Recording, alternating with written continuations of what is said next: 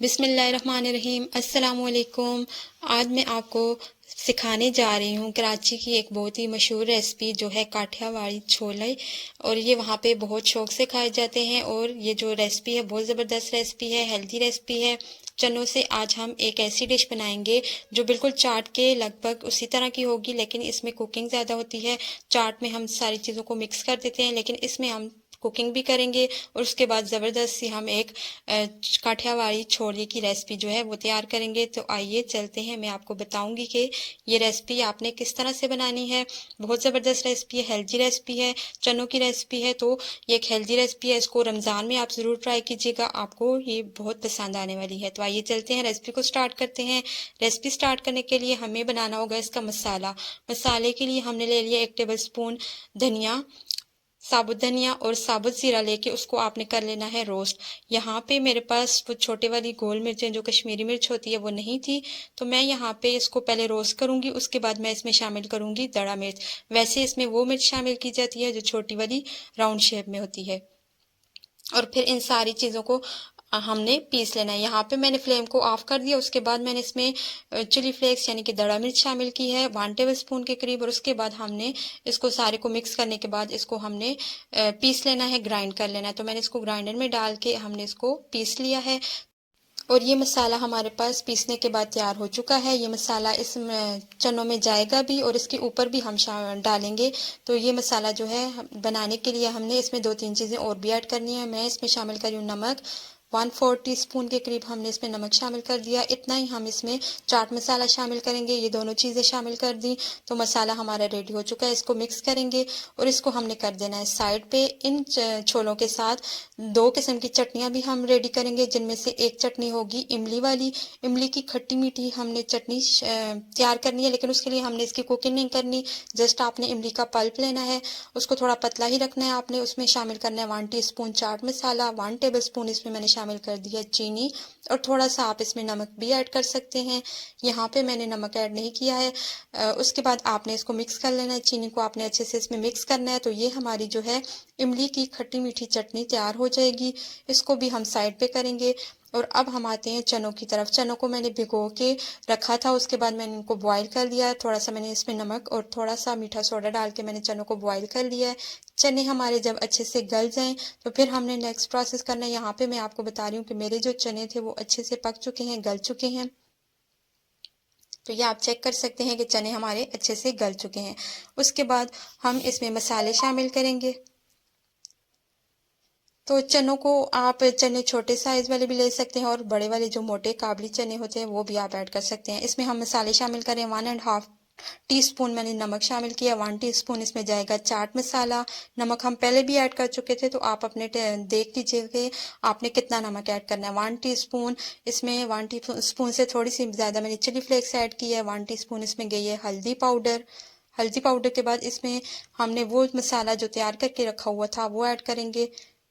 2 चम्मच हमने इसमें वही मसाला ऐड कर दिया है जो हमने इन चनों के लिए तैयार किया हुआ था।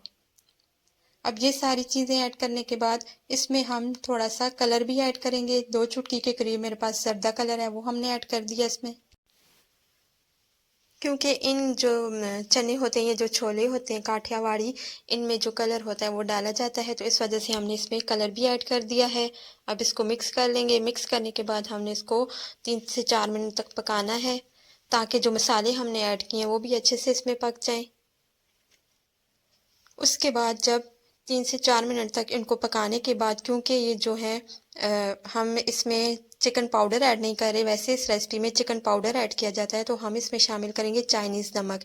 ये डालने से इसका टेस्ट अच्छा सा हो जाता है। अगर आपके पास चिकन पाउडर हो तो आप वो 1 टीस्पून ऐड कर दीजिए। मेरे पास नहीं था तो मैंने चाइनीज़ साल्ट जो है वो ऐड कर दिया है। वो ऐड करने के बाद दोबारा से इसको मिक्स कर लिया हमने। अब यहाँ पे इसको थोड़ा सा खटास हम इसमें डालेंगे, क्योंकि ये खट्टे होते हैं छोले जो होते हैं। हमने इमली का जो रेडी किया था चटनी वो भी हम साइड पे करेंगे, लेकिन यहाँ पे हम इसमें इमली का पल्प शामिल करेंगे। इमली की चटनी तैयार करते हुए उसका पल्प थोड़ा सा मैंने निकाल लिया था, वो हमने यहाँ पे 3 टेबल स्पून के करीब वो ऐड कर दिया। आप चाहें, अगर आपको खटास ज़्यादा पसंद है तो आप ज़्यादा भी ऐड कर सकते हैं। अब लास्ट में यहाँ पे सारी चीज़ें, सारे मसाले जो हमने डालने थे वो हमने डाल दिए। लास्ट में हम इसमें डालेंगे कॉर्नफ्लोर का मिक्सचर, जो हम पानी में मिक्स करके इसको डालेंगे ताकि हमारे जो ये छोले हैं उनकी जो ग्रेवी है वो थोड़ी थिक हो जाए। तो हाफ कप पानी ले लिया हमने, उसमें 2 टेबल स्पून हमने डाला है कॉर्नफ्लोर। इसको मिक्स कर लेंगे अच्छे से।